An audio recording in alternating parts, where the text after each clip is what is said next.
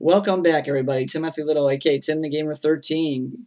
Happy to be back with you here today, and even more happy that you guys are watching my videos and you are really liking the videos. I mean, I can tell you're not only thumbs upping them, but you're leaving good, positive feedback on them. I always appreciate that. So as the title of this video suggests, this is going to be a channel update. This is exactly going to be a channel update. And specifically, I'm going to be telling you guys what to expect in the next couple weeks here. And I'll be very, very concise. You can expect Williams games. You know, it's amazing. I've been reviewing games for so many years on YouTube that I've never really reviewed any Williams games, if you guys can believe that. Now, what's a Williams game? Well, Williams, obviously a big arcade company in the early 80s, if you know anything about the history of arcade gaming. Huge competitor to Namco, huge competitor to, Atari, those types of companies. And I'm really looking forward to this. I remember growing up when I want to say 10 or 11 years old, there was a game that came out for the PC. It was a whole Williams Classic Collection, basically. I think that's what it was called, Williams Classic Collection. They had a couple volumes too, I think, similar to Namco Classic Collection, which is I've alluded to those series, to that series in other videos. And yeah, just a bunch of different Williams games featured there. Totally playable on keyboard, mouse. I had the joystick growing up. I remember doing a review of the joystick. That was a lot of fun. I put that up on my Dad and ES fan channel about 6 years ago, I think. So anyway, I remember growing up playing these games as a kid, but I never actually reviewed them. I never reviewed them. And Williams is actually more known for pinball, I think. If people even know Williams, they think pinball. They don't really think of arcade games per se. But I'm gonna go ahead and draw attention to it. I'm gonna go ahead and review these great games because I think they deserve it. So I want to go ahead and kind of run down the list of what I want to review. I'm gonna be reviewing a game called Bubbles. You're a bubble, you're in the sink, and you're trying to rack up as many points as possible. That's a really fun game. I remember playing that when I was 10 years old. I was really good at that game. Game called Joust. Many of you will probably know Joust.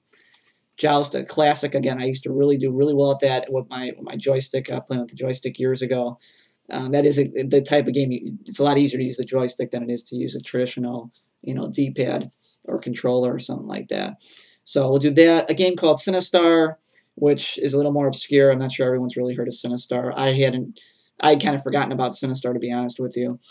Coincidentally, I'm reading the Wikipedia page here for Williams. It says, with the exception of Sinistar, all these titles, Joust, Moon Patrol, another game I'm going to be reviewing, Stargate, Robotron 2084, I've heard of that game. All those titles were widely ported to home systems by external developers and publishers. And again, yeah, that's usually what happens. They start on the arcade, and right away before you know it, they're in people's homes. People are playing on their home consoles.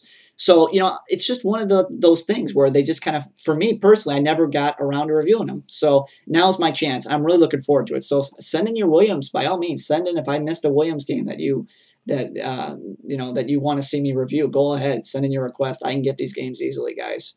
I've been very open about that. So go ahead, send them over. Be glad to review it for you. So I kind of want to go ahead and move this video along a little bit. So that's what you can expect within the next week. I'm going to be putting up more. I've fallen a little bit behind in Cruis'n USA, but I'm going to try putting up more tutorial videos how to beat Cruis'n USA. It's kind of one of those things where it's not really easy to record, believe it or not, just because it's frustrating. First of all, if you don't place in first. And yeah, it's one of those games where I find it difficult to record, and kind of, actually render it and stuff like that. I don't know why, for whatever reason. But I'll do the best I can to put up more of those videos. Kind of want to go ahead and give a preview to a product review I'm going to be doing also in the near future here. This is the AOC monitor. It's an external screen. And how big is this monitor here? I think it's like a 14-inch. Oh, 16-inch. Okay, that's what it says here.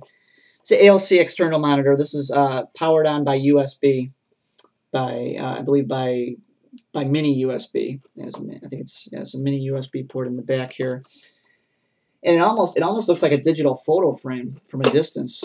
I'm gonna hold it up here. But yeah, you see the AOC logo there. Yeah, this actually runs really well on my laptop.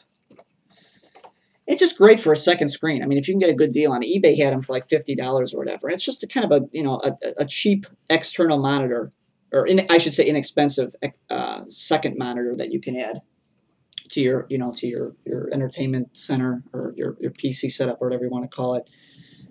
So that's a great product. I highly recommend it. I'll hold it up one more time. Oop, it's got a nice little leg in the back here, again, kind of like what a digital photo frame would have. Only it's powered on solely by this USB right here. It's USB port. So yeah, great product. This is not a review. This video is not going to be a review of this product. We'll get to that in another video, but just want to let you guys know I will be reviewing that product as well. I want to go ahead, next order of business, and give a shout out to a great channel. I love coming across these channels because, as you know, rare content, especially in the music industry, comes and goes on YouTube because the stupid WMG takes that shit down. If it breaks copyright laws, everything's pretty much copyrighted today. Let's be honest. So it's good when stuff actually surfaces again. So this is going to be a shout out to Ramble Tamble. And Ramble Tamble, if you heard of the band Creedence Clearwater, my favorite rock band, they made on their 1970 album Cosmos Factory, they put up a song called Ramble Tamble, which is great. A lot of great instrumentation in there, and of course Fogerty sounds great on it. So yeah, so go ahead. I highly recommend you check out. Just go, Google or go into YouTube, type in Ramble Tamble. They put up the final Creedence concert, as well as a lot of rare John Fogerty videos as well as a solo artist. Fogerty is a solo artist. But they also put up Creedence's last performance. And you really can't, there are some bootleg sites you can go to download these, these classic concerts, classic rock concerts that aren't regularly available on YouTube or on iTunes. But this is truly rare. This is Creedence at the Denver Coliseum on May 22nd, 1972. It was their final concert. Because after that, the group, a few months after that, they broke up. They all went back to California after that concert, but then again, a couple months later, they broke up. But really, pretty much after this concert, they stopped doing anything together. So it's kind of amazing that concert is actually uploaded. And so there's a couple of rare songs in there. Fogerty had picked up a banjo and was actually playing a little bit of banjo during the concert as well. He, towards the end of Creedence's life, if you actually know anything about the history of the band, he was playing a little bit of banjo, and he picked it up right away. It's incredible, and that is kind of, it kind of leads into what his performances on the Blue Ridge Rangers album.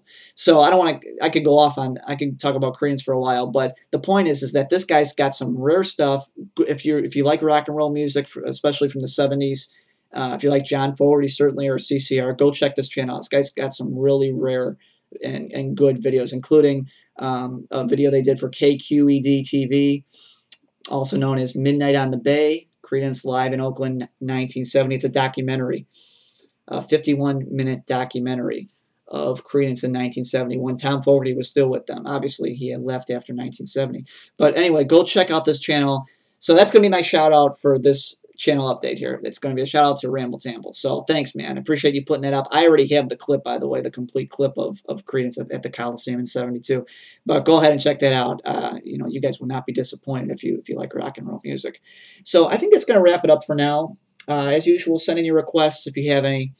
Send in any questions or comments. Again, I'm open to feedback, any and all feedback. I appreciate you guys watching these videos. As usual, stay tuned. Almost done. Getting close. A little bit left. In Driver 2, I just put my 35th mission walkthrough up just a little while ago, so go check that out.